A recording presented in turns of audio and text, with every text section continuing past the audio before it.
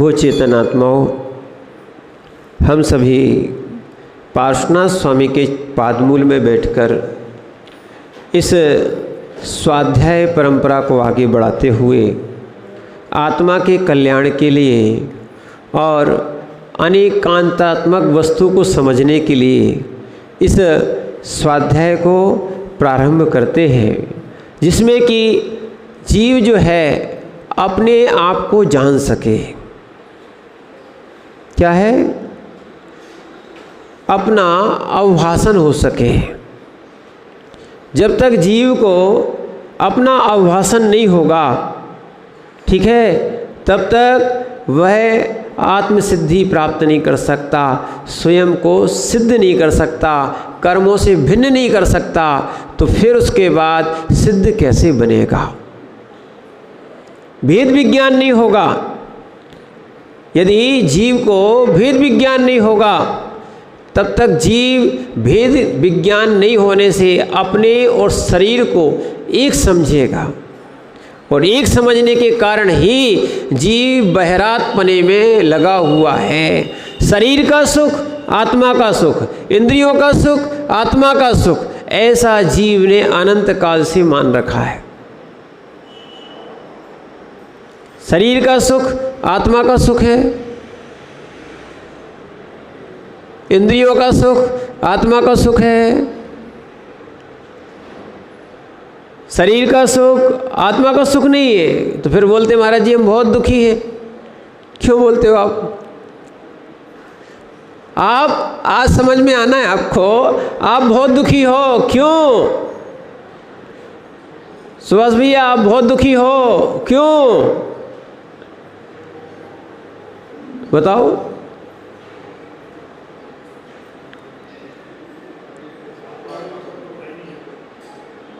क्या है?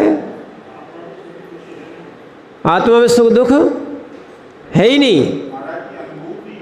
अच्छा, त्रिलोक चंद जी सही बोले, बिल्कुल।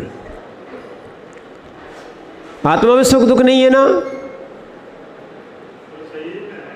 अच्छा, ठीक ठीक ठीक। शरद भैया आप ही बता दो। नहीं, आत्मा धर्म ध्यान लगाएंगे तभी सुख है, बाकी नहीं है क्या? ये दुख काहे में है ये बताओ? माया में दुख है, बहुत बढ़िया, ठीक है। और समझना, क्योंकि देखो अपन नहीं समझ रहे इसलिए समझने का प्रयास करना। और जब तक ये अवभाषण नहीं होगा तब तक जीव नहीं समझेगा, और नहीं समझेगा तो भेद विज्ञान किसका? ध्यान रखना, हम पूरी पर्याय निकल जाए और यही समझ में नहीं आए सुख दुख कहाँ होता है, तो फिर हम क्या समझ में आएगा? मम्मा आप ही बता दो, दुख कहाँ होता है और सुख कहाँ होता है? क्या? बहुत बढ़िया, कम से कम एक व्यक्ति ने तो सही बोला। सुख कहाँ होता है? सुख कहाँ होता है? सुख कहाँ होता है? ये तो आपसे सिखा दिया ना, जैसे आपको तोता पढ़ा देते हैं ऐसे आपको भी पढ़ लिया है आपने। सुख कहाँ होता है? वो तो सोते समय ही बोल दोगे महाराज जी ने सिखा दिया है इसलिए बोल रहे हैं। दुख कहाँ होता है? अब ये महाराज आपने पढ़ाया नहीं है तो अब वो बता नहीं सकते।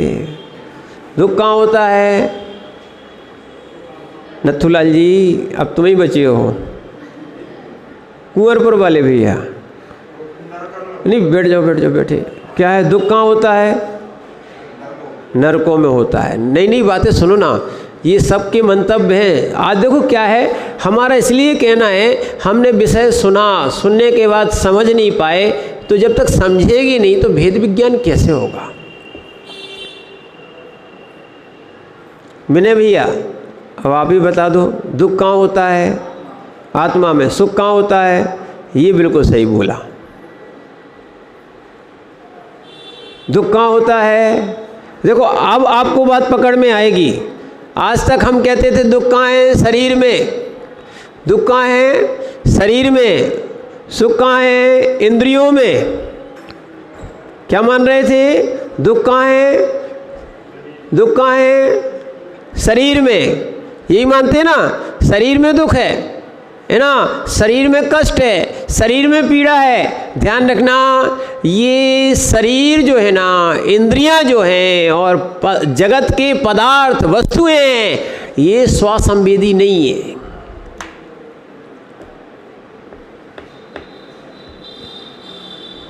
क्या है?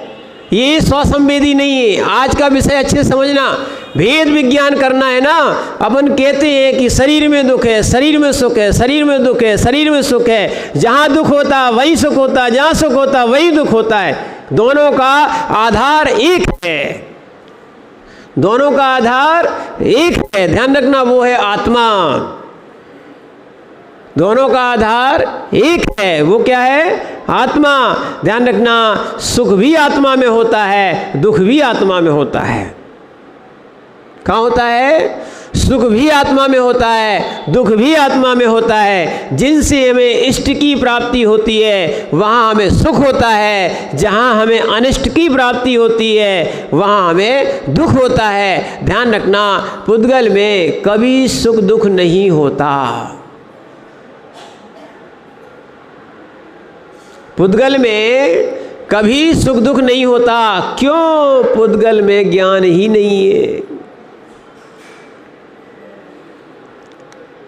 क्या है? पुद्गल में ज्ञान ही नहीं है, उपयोग ही नहीं है।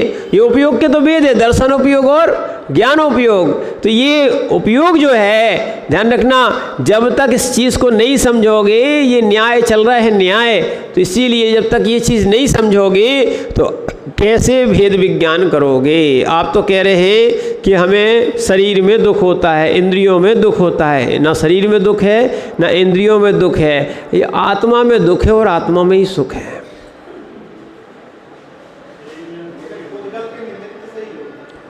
बहुत बढ़िया। क्या हो रहा है? ये भी तुम्हारा क्लियर कर देंगे, चिंता नहीं करो। क्या है? अभी तक व्यवहार में हम ऐसा बोलते आए। कैसा है? अभी तक व्यवहार में हम ऐसा बोलते आए। देखना कि इन शरीर में दुख है, शरीर में दुख है, शरीर में दुख नहीं है। जहाँ जहाँ जहाँ राग है वही दुख है। शरीर में राग था और शरीर में वो अनुकूलता नहीं मिली, हमने शरीर को अपना माना था, इसलिए दुख। जैसे कि देखो, आचार्य महाराज ने पहले पुद्गलों पे घटाया, बाह्य पुद्गलों पे बटाया, जिसको बोलते बाह्य प्रमेय। पहले बाह्य प्रमेय पे घटाया। बाह्य प्रमेय पे ऐसा जैसे कि मकान, मकान क्या है? मकान है। या पूज्यपाद स्वामी ने ये लिखा है कि जैसे मोटा वस्त्र पहनने से शरीर मोटा होता क्या? लाल वस्त्र पहनने से, बबलू भैया, शरीर लाल होता क्या? वस्त्र के फट जाने से, बताओ धीरज भैया, कभी आत्मा फटती क्या? शरीर फटता क्या? नहीं फटता ना, पक्का है।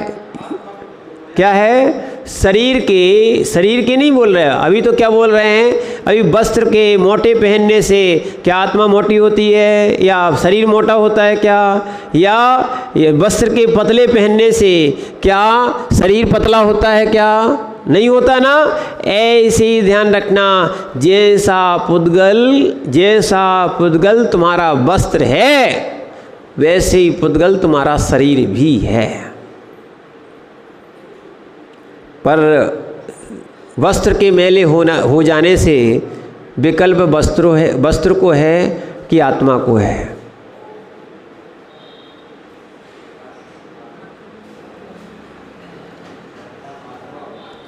किसको है? वस्त्र को है क्या?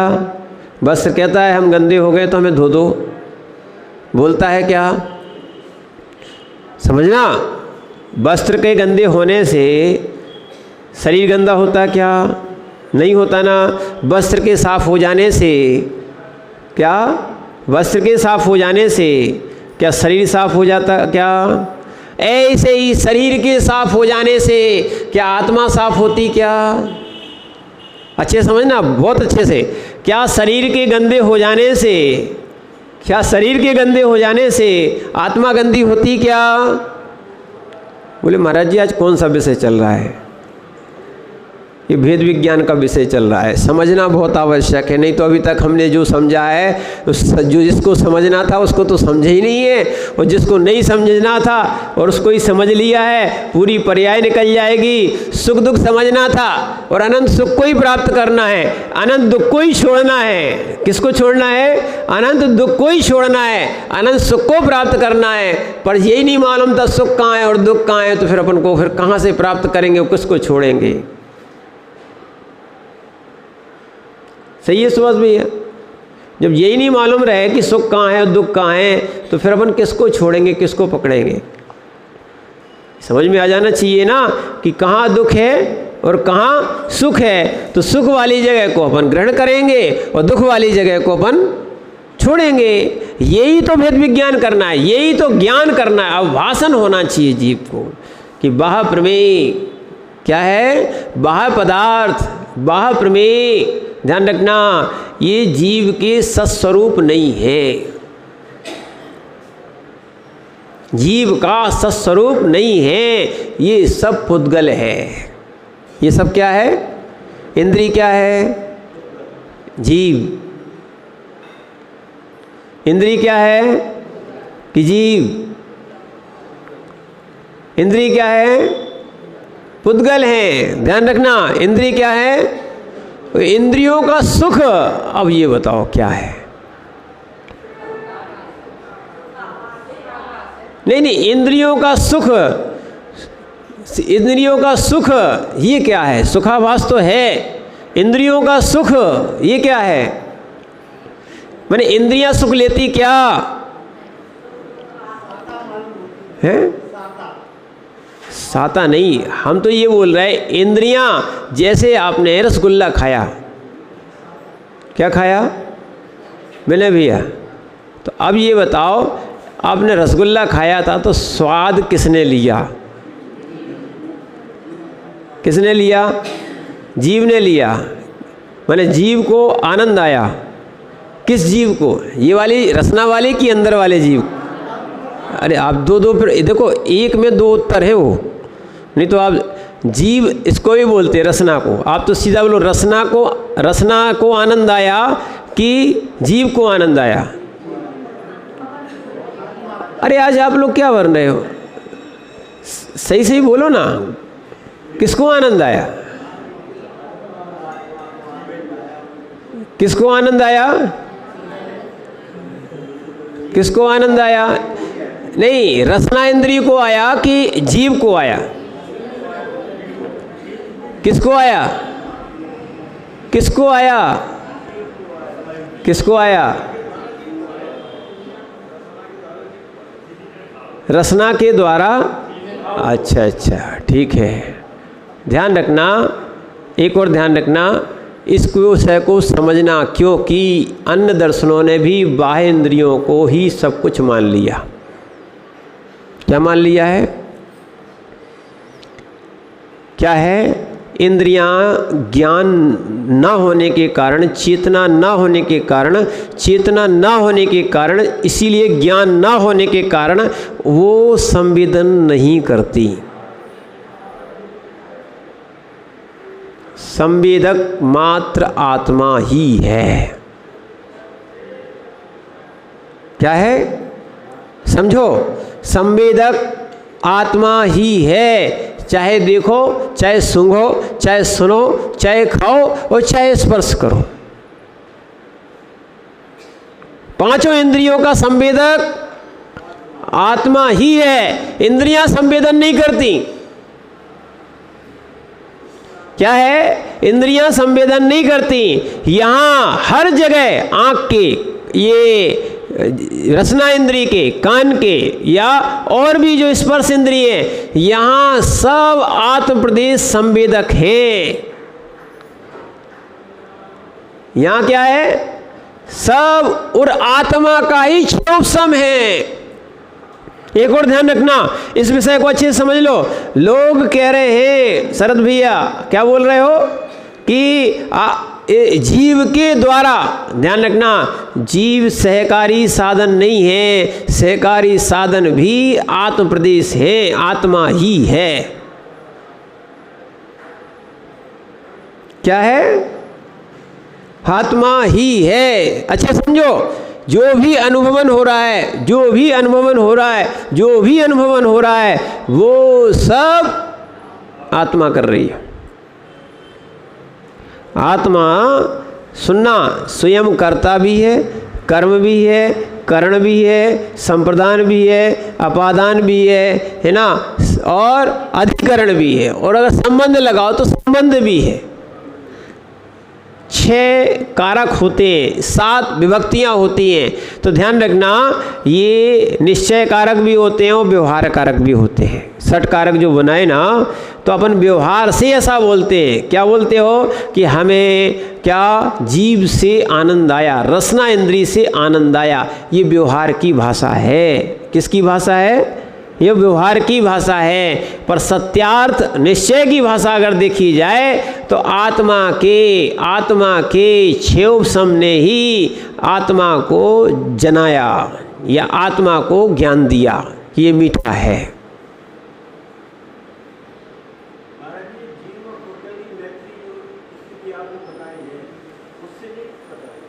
मैत्री है, ध्यान रखना, मैत्री है बगी साहब, मैत्री है, एकत्व तो नहीं है। यही तो समझाना है, यही भेद विज्ञान नहीं हो रहा है। जीव और पुद्गल की मैत्री है पर एकत्व तो नहीं है। तुमने एकत्व मान लिया। क्या है? तुमने दुख आत्मा में दुख क्या शरीर में मान लिया। किस में मान लिया? शरीर में दुख मान लिया। दुख हमें आत्मा में हो रहा है। कहाँ हो रहा है? सुख हमें आत्मा से होता है और दुख भी हमें आत्मा से ही होता है। संवेदक कौन? वही तो आपसे बोल रहे हैं, चाहे संवेदक बोलो चाहे फीलिंग बोलो, ये इंग्लिश शब्द हो गया। फीलिंग कौन करता? क्या है? फीलिंग कौन करता है? आत्मा ही करता है। संवेदन कौन करता है? अनुभव कौन लेता है? आत्मा ही लेता है। इन शरीर और आत्मा में कभी एकत्व नहीं है। हाँ, तुमने मैत्री के कारण, सुनना, तुमने अपना मानने के कारण, तुमने राग के कारण, चाहे मैत्री कह दो चाहे राग कह दो, एक ही बात है। अच्छा नाम क्या हो गया? मैत्री। वैसे बुरा क्या मानते हैं? राग। ये सब पर्यायवाची नाम है। शरीर मित्र है पर शरीर को अपना मानना ये अज्ञानता है। व्यवहार से है। एक और ध्यान रखना, शरीर व्यवहार से हमारा है। जैसे परिवार व्यवहार से हमारा है, संसार व्यवहार से हमारा है, मनुष्य पर्याय व्यवहार से हमारी है, उपचरित असद्भुत व्यवहार नहीं। क्या है? उपचरित असद्भुत व्यवहार नहीं। उपचार किया गया है। असद्भुत, ये जीव नहीं है, ये पुद्गल है। ये सब क्या है? पुद्गल है। शरीर क्या है? पुद्गल है। ये सब क्या है? पुद्गल। इसीलिए जीव में, सुनना, लोग कहते हैं महाराज जी ये उपचरित असद्भुत व्यवहार नहीं। क्या है शैलेश भैया? सुनो, उपचार किया गया है इसलिए उपचरित। सद्भूत यानी आत्मा नहीं है इसलिए असद्भूत, और व्यवहार नए से ऐसा कहा जा रहा है। कैसे कहा जा रहा है? उपचरित असद्भुत व्यवहार नहीं। इनको अभी दोनों का अभी संयोग है। इसको मैत्री भी बोल सकते हो। क्या है? अभी दोनों का संयोग है। वह संयोग होता है, संयोग स्वभाव नहीं होता है। संयोग होता है, संयोग स्वभाव नहीं होता है। आत्मा और शरीर का संयोग हुआ है, स्वभाव हो गया क्या?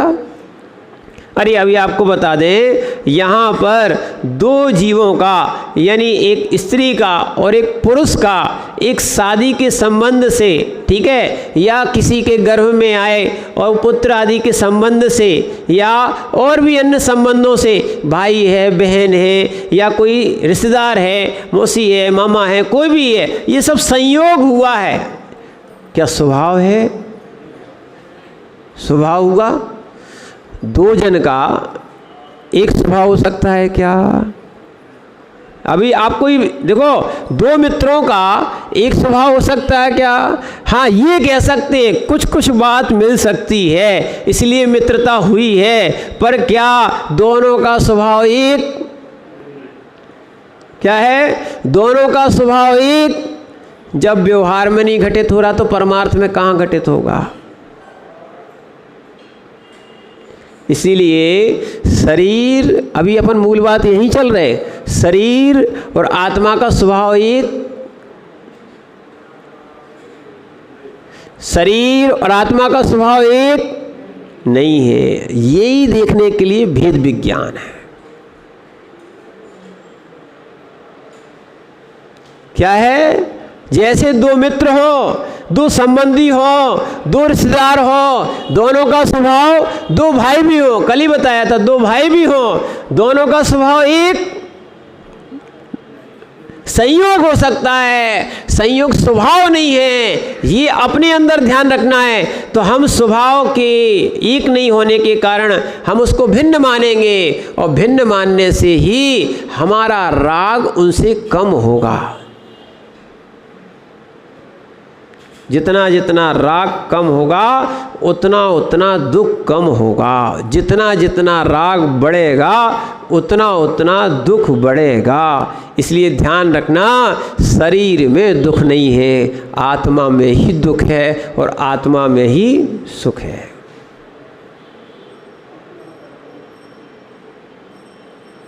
सुभाष भैया, ये भिन्न नहीं मान लेना कि एक गुण कहीं पाया जाए, एक गुण कहीं पाया जाए। जैसे कि सुख और दुख, क्या है? सुख और दुख ये सब मोहिनी कर्म के भेद हैं।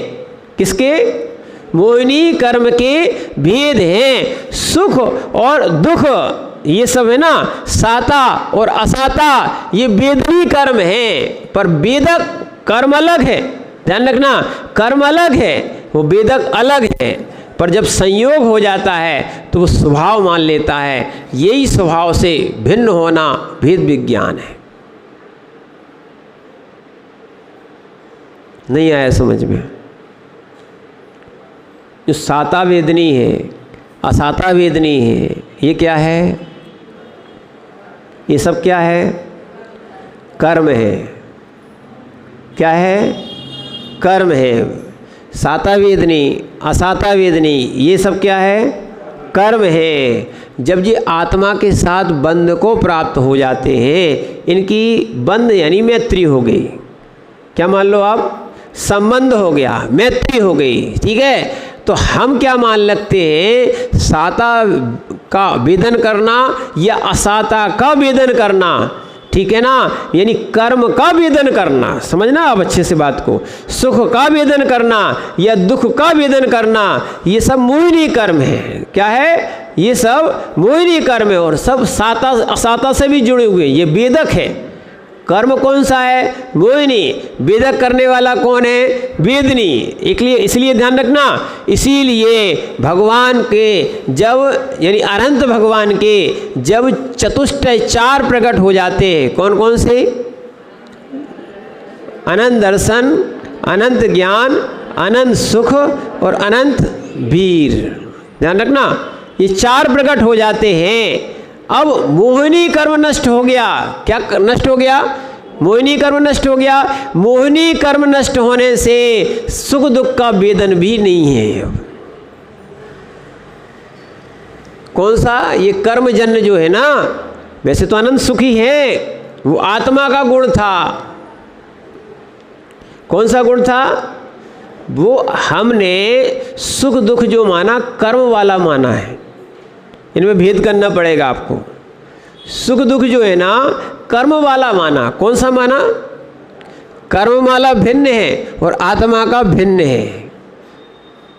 कर्म का आनंद आत्मा का आनंद नहीं है, कर्म का स्वभाव आत्मा का स्वभाव नहीं है। ठीक है ना? जब ये भेद विज्ञान होता है, नई चीज़ सुन लो आप, जब ये भेद विज्ञान होता है तो कितने भी उपसर्ग आ जाएं, भगवान उपसर्गों को भेद विज्ञान के द्वारा समझ लेते हैं, ये कर्मकृत है। दुख क्या है? कर्मकृत है, इसलिए उसका उनको वेदन नहीं करते। और ये सब भगवान अकेले नहीं, जो जो मुनि व राज होते हैं भगवान बन जाते हैं तो वो तो सब कर्म नष्ट ही हो गए। उस समय भेद विज्ञान कब चल रहा? वो 6वें गुण स्थान से, चौथे से मान लो, चौथे से लेके 12वें तक क्या चल रहा है? भेद विज्ञान चल रहा है। और भेद विज्ञान का फल है केवल ज्ञान हो जाना, सम्यक्त हो जाना और केवल ज्ञान हो जाना। तो ये सब भेद विज्ञान चल रहा है, इसी के बल पर ध्यान चलता है, इसी के बल पर दुर्ध्यान चलता है। आज आनंद आएगा आपको। इसी के बल पर दुर्ध्यान चलता है। और वो दुर्ध्यान कैसा होता है? दुर्ध्यान जो हमने भी नहीं सोचा था, दुर्ध्यान कैसा होता है? तो आचार्य महाराज यहाँ पर 78 नंबर की गाथा में बताते हैं दुर्ध्यान कैसा होता है। इसको बोलते अपध्यान। क्या बोलते हैं? अपध्यान। ये अनर्थ दंड है। क्या है? अनर्थ दंड। और ये किस कारण होता है वो भी आचार्य महाराज 78 नंबर के श्लोक में यहाँ बताने वाले हैं कि इदानीम अपध्यानम स्वरूपम व्याख्यातुम आहा। यहाँ पर अपध्यान का व्याख्यान करते हैं। बदबंदच्छेदादेर बदबंदच्छेदादेर द्विषादृगाच पलकलत्रादि द्विषादृगाच परकलत्रादि आध्यानमपध्यानम आध्यानमपध्यानम सासित सासती जिन सासदे विसदा सासती जिन सासने विसदः। पढ़िए।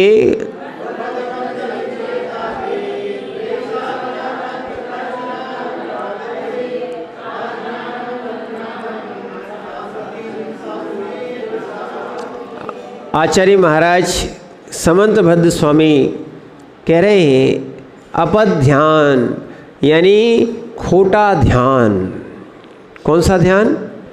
खोटा ध्यान नहीं करना चाहिए। अरे ध्यान करो तो शुभ ध्यान करो, खोटा ध्यान क्या करते हो?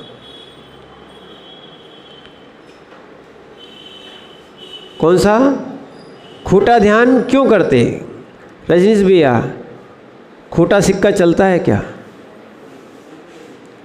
जगत में खोटा सिक्का चलता है क्या? चलता है क्या? नहीं चलता ना। तो इसीलिए यहाँ पे बोल रहे खोटा सिक्का नहीं चलता है तो खोटा ध्यान क्यों चलाते हो?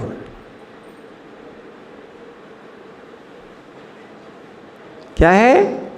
और खोटे ध्यान से आप मोक्ष प्राप्त करते हो। और यहाँ आपकी धारणा है हम कितना भी पाप कर लें, कितना भी पाप कर लें, हम तो गंगा जी नहाएंगे तो सब पाप दूर हो जाएंगे। ऐसे ही है, ऐसे ही है। अच्छा, जैन धर्म में नहीं है। तो जैन धर्म में ऐसा है कि खूब पाप कर लो और पूजा कर लो या फिर दान दे दो सो सब खत्म।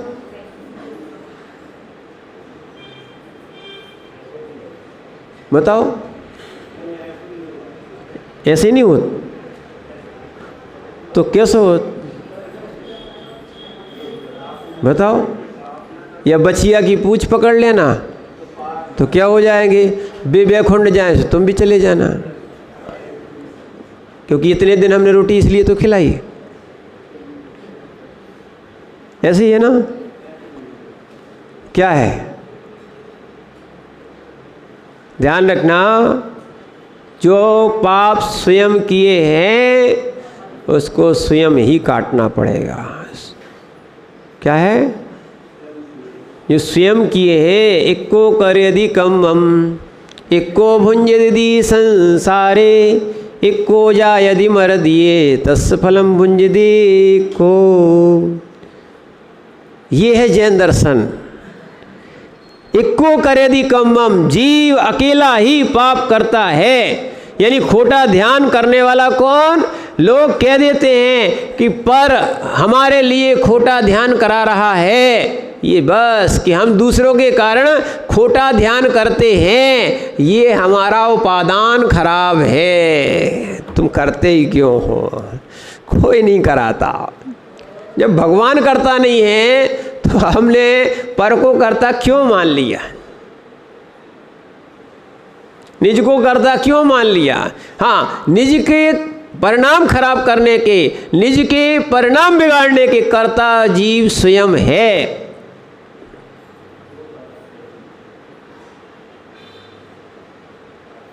समझना ही पड़ेगा।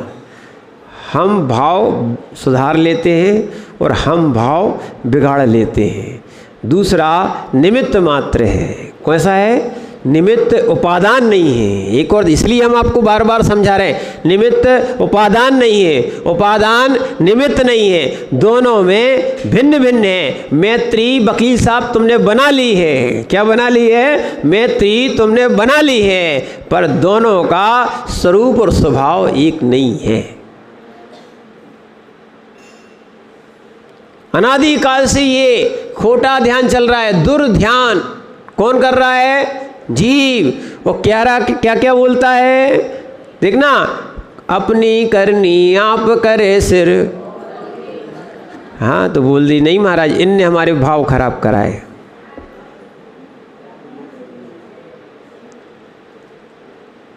ये नहीं कहते हो आप? ये नहीं चलता है क्या? नहीं चलता है क्या? अरे ये नहीं कहते हो आप क्या? इनके निमित्त से, ये शब्द बोल देते हो, इनके निमित्त से खराब परिणाम हो गए ना? अरे उपादान खराब था, आप अच्छा भी कर सकते थे। और इसीलिए यहाँ पर आचार्य महाराज कह रहे हैं खोटा ध्यान नहीं करना है। क्या नहीं करना है?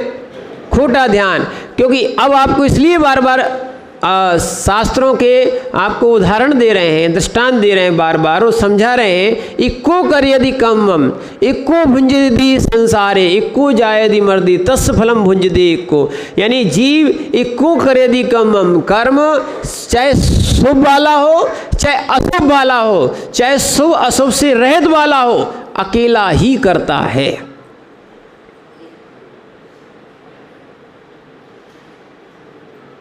अभी अपन ने जैन दर्शन समझा नहीं, इसलिए आनंद नहीं आता। और जैन दर्शन अगर समझ में आ गया, रग रग में बस गया ना, तो आपको जो आनंद भगवान को आता है वो आनंद आंशिक रूप से आपको आएगा। आप कहोगे हाँ एक दिन बन जाओगे आप। क्या बन जाओगे? ये हम अपने तरफ से नहीं बोल रहे, कोई एकांत से भी नहीं बोल रहे। क्या है? ज्ञान चेतना। ज्ञान चेतना जो दोपहर की क्लास में आते हैं उनको थोड़ा समझ में आया होगा। ज्ञान चेतना सम्यक दृष्टि की आंशिक रूप में होती है।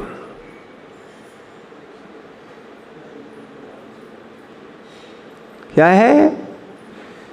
उसको फिर ज्ञान सही होने लगता है। थोड़ा थोड़ा ज्ञान, क्योंकि जब तक अज्ञान रहता है वो मानने कहाँ देता है? क्या है? जब तक अज्ञान रहता है दूसरे की बात सुनता कहाँ है? और जैसे जैसे ज्ञान आने लगता है, और ये ज्ञान सुनना, ये तो ज्ञान जीव का लक्षण है, पर वास्तविकता में सम्यक ज्ञान की बात कहें, जैसे जैसे सम्यक ज्ञान आने लगता है वैसे वैसे अज्ञानता अपने आप जाती है।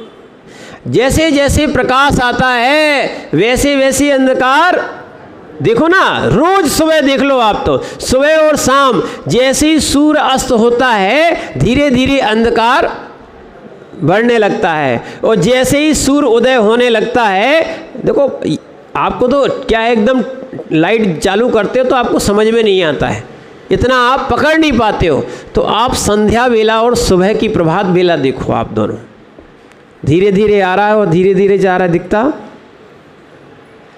धीरे धीरे अंधेरा हो रहा है और धीरे धीरे प्रकाश हो रहा, दिखता ना। ऐसे ही जैसे जैसे सम्यक ज्ञान आता है वैसे धीरे धीरे धीरे धीरे प्रकाश, ज्ञान का प्रकाश बढ़ता जाता है। फिर सोचते हैं कि हम गलत हैं, पहले समझते थे दुनिया गलत है, हम चीज़ को समझने की आवश्यकता है। तो यहाँ पर आपको समझना है कि खोटे भाव ना हो। देखो वस्तु व्यवस्था हम समझ नहीं पा रहे, खोटे भाव ना हो। अगर खोटे भाव नहीं होंगे तो हमारा सम्यक मार्ग में गमन होगा। और खोटे भाव होते रहे तो हमारा प्रवचन में आना, पूजन में आना, साधु बनना, साधना करना, व्रत लेना, ये सब बेकार होगा। नहीं आ रहा लोगों को समझ में? क्या जो व्रती बने निंदा ना करे तो काय का व्रती?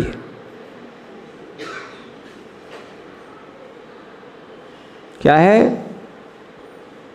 ऐसे ही है ना? वही तो हम पूछ रहे थे आपसे, यही पूछना है। क्या है? व्रती बने और आलोचना ना करे, व्रती बने और आलोचना ना करे, आलोचना ना करे, या महाव्रती बने और आलोचना ना करे तो काय का व्रती, काय का महाव्रती? पर ये समझना है किसकी आलोचना। बोले महाराज जिनवाणी में लिखी इसलिए तुम अंदर में आके हम सब आलोचनाएं करते हैं, नहीं करते क्या? अब देखो इसको सब आलोचनाओं को खोटा ध्यान कहते। पर की, अपनी नहीं, अपनी आलोचना गुरु के समक्ष करना चाहिए। ठीक है प्रभु के समक्ष कर लो, प्रभु तो क्या है अभी सुन नहीं रहे, ठीक है मन हल्का हो जाएगा। पर वास्तविकता में आलोचना दूसरों के सामने मत करना, नहीं तो लोग उपहास करते हैं। क्या करते हैं? उपहास करते हैं, और कुछ उपहास के लिए ही आलोचना करते हैं। समझना इस बात को। तो इसीलिए खोटा ध्यान है ये सब। क्या है? खोटा ध्यान। यहाँ पर परिभाषा भी दी आचार्य में, अपकृष्टम ध्यानम अपध्यानम। बोलो एक बार, अपकृष्टम ध्यानम अपध्यानम, अपकृष्टम ध्यानम अपध्यानम, उत्कृष्टम ध्यानम सुध्यानम। यानी अपकृष्टम, जो अपकृष्ट है, कैसा है? नीचे ले जाने वाला है। देखना, जो आपको अपकृष्ट ध्यान है, खोटा ध्यान है, ये आपको ऊपर नहीं ले जाएगा, नीचे ले जाएगा। इसका उदाहरण बताएं आपको। जैसे कि, अच्छे समझना, जैसे कि बिल्कुल शास्त्र संबंधी है, मूलाचार में दिया है, अन्य ग्रंथों में ही दिया है। जैसे कि एक मगरमच्छ है जिसको बोलते हैं स्वयंभू रवण का मच्छ यानी मछली, मगरमच्छ नहीं, क्या है? मछली।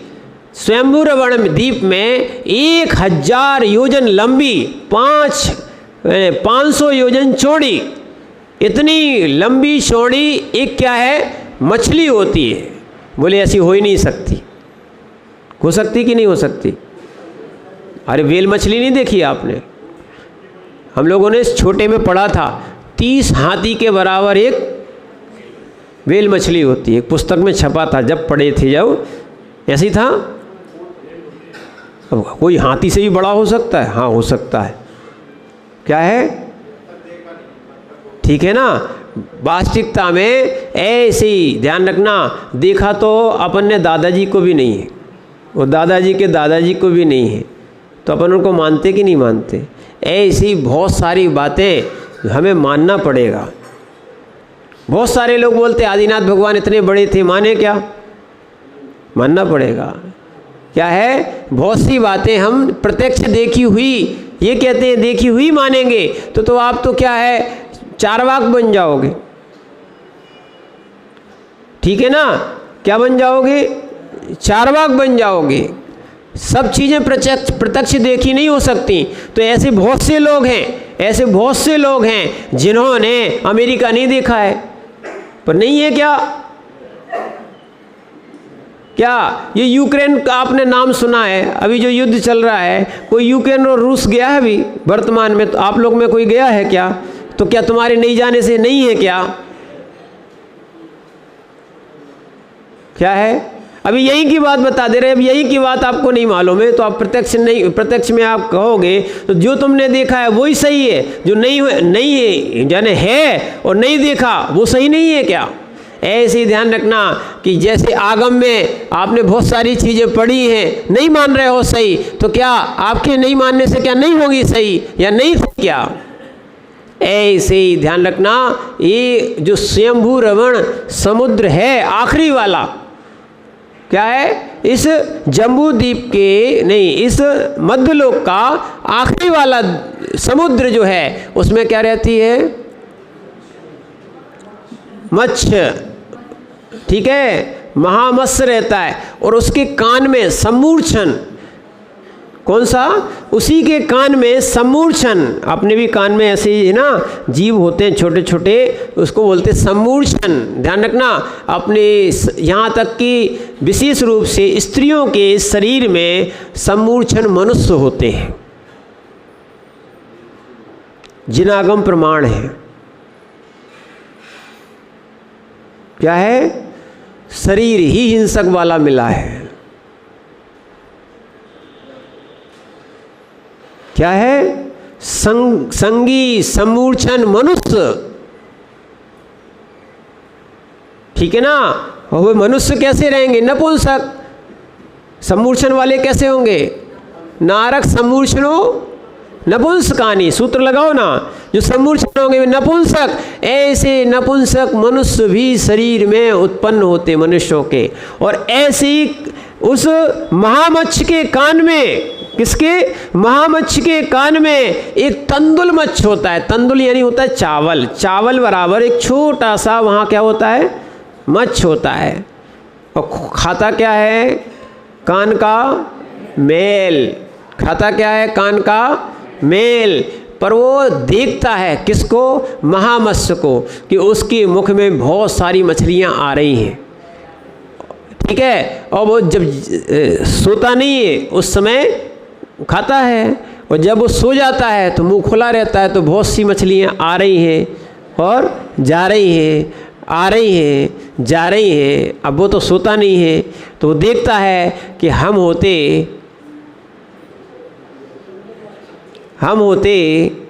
क्या, तो एक को, जैसे हम प्रधानमंत्री होते, हम राष्ट्रपति होते, हम ये होते।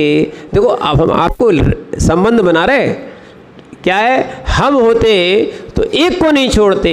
ऐसे ही बहुत सारा जीव दुर्ध्यान कर लेता है, तो महामत्स्य नरक जाता है सो जाता है। खोटा ध्यान करने वाला, अपद ध्यान करने वाला, वो तंदुल मत्स्य भी कहाँ जाता है। इसलिए आपको कहाँ जाना है, कहाँ जाना है, फोटो पे लिखा मिलेगा।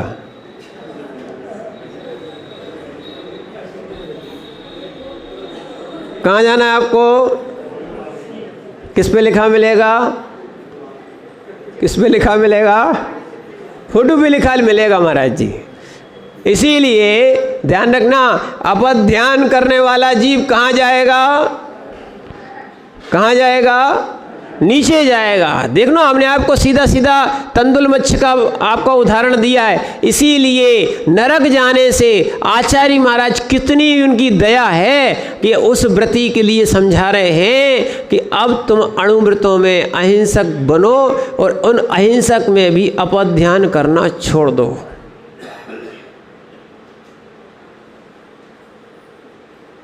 अभी तक किया है, ठीक है, अब आके कम से कम इन मंदिरों में तो अपद ध्यान मत करो। कहीं छोटा मंदिर, कहीं बड़ा मंदिर, कहीं छोटे महाराज, कहीं बड़े महाराज, कहीं ये कहीं वो, इनको लेके भी अपद ध्यान मत करो।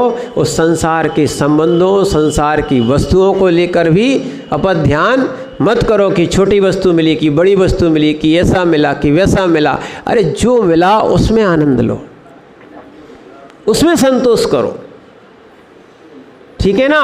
तो इसीलिए आचार्य महाराज कह रहे हैं ऐसी। और देखना, नहीं तो ऐसा भी होता है, एक की दुकान अच्छी चल रही दूसरे की नहीं चल रही, वो अपद ध्यान में लगा है। जितना पुण्य योग था कि कम से कम दुकान तो मिली, आपकी कम चल रही है, चल तो रही है ना, तो अपद ध्यान क्यों कर रहे हो? जो पुण्य था उसको भी नष्ट कर रहे हो। अपद ध्यान करने वाला, पाप का ध्यान करने वाला, पाप की क्रिया करने वाला अपने ही पुण्य को नष्ट करता है। किसको नष्ट कर रहा है? जहाँ सुध्यान करना चाहिए वहाँ पर जीव क्या कर रहे हैं? अपद ध्यान कर रहे हैं। इसीलिए वो कौन कौन सा होता है? और ये बताया कि राग के कारण या द्वेष के कारण ये होता है अपद ध्यान। तो यहाँ जिन शासन में विषदाह यानी निपुण पुरुष ने, अर्थात द्वेषात, द्वेष से मरने, बांधने, छेदने आदि का ध्यान होता है। किसी से किसी का द्वेष हो गया तो इनको मार दिया जाए या बांध दो या छेद दो, ऐसा पहले बहुत चलता था। सूली आदि की सजाएं जो होती रही ना, ये ऐसी होती थी। और नहीं तो मार नहीं पा रहे तो बैठे बैठे क्या कर रहे? अपद ध्यान। कैसा?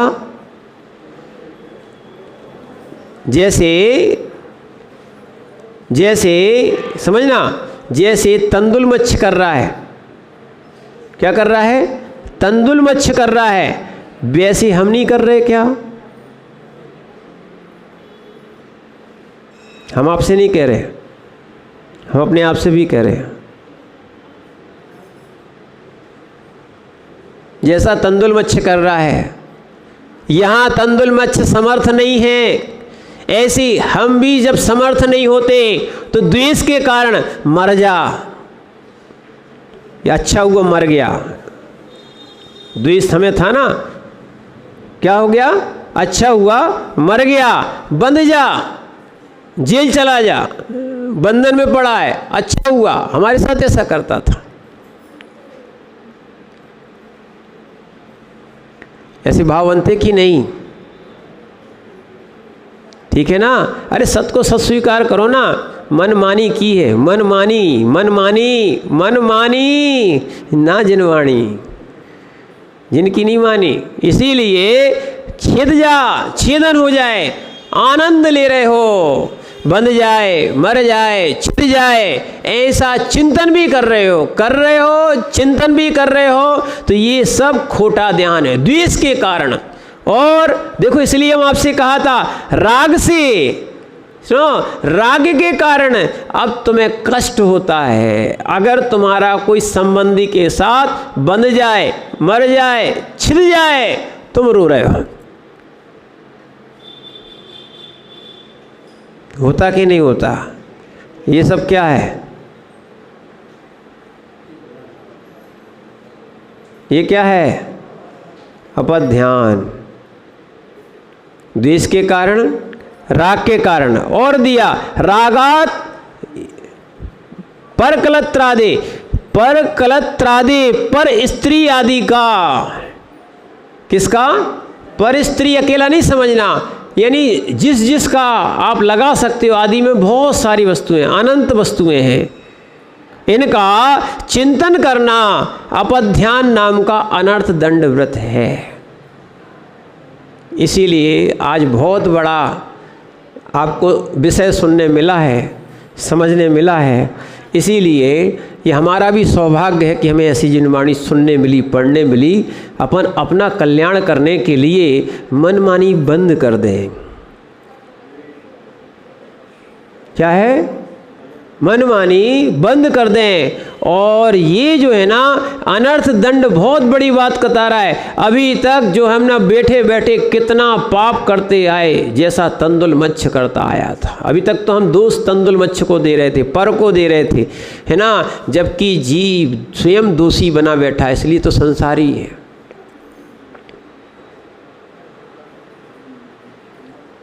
ठीक है ना। इसी चीज़ को कम करने के लिए, ख़त्म करने के लिए जीव साधना करता है, अणुव्रत लेता है। और ध्यान रखना, जो अणुव्रत ले लेता है वो सोचता है कि अब हमें ये नहीं करना, हमारा संकल्प था, है ना, कि अब ये नहीं करना है, तो वो धीरे धीरे इन अशुभ बातों को चिंतन करना बंद करता है। ये देखो अणुव्रती जो बनाया जा रहा है, महाव्रती बनाया जा रहा है, वो कितना आचार्यों ने सोच समझ के उस चीज़ को रखा है कि कैसे कैसे जीव शुद्ध होगा, मन से, वचन से, काय से शुद्ध करने का प्रयास कर रहे हैं। इसलिए समय आपका हो गया है, हम भी खोटे ध्यान से बचने का पुरुषार्थ करें, और अगर हो रहा है तो प्रतिक्रमण भी करें, पर अकेला ये नहीं कि हम यहाँ अपध्यान करते रहेंगे और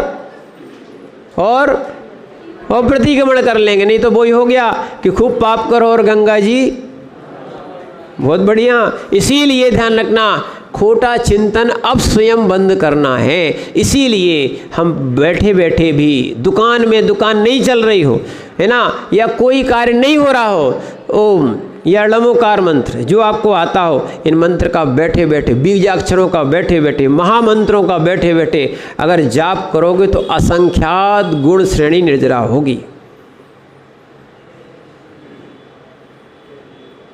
सफ़र भी कर रहे हो, माला भी फिरते रहो, क्या दिक्कत है, क्या है। इसीलिए इन बातों को समझोगे तो आपको ये पुण्याश्रय होगा और वास्तविकता में कर्म की निर्जरा होगी। इसलिए इन चीज़ों को समझना बहुत आवश्यक है। हम इसको समझें कि हमारे द्वारा अपध्यान ना हो। ओम नमः।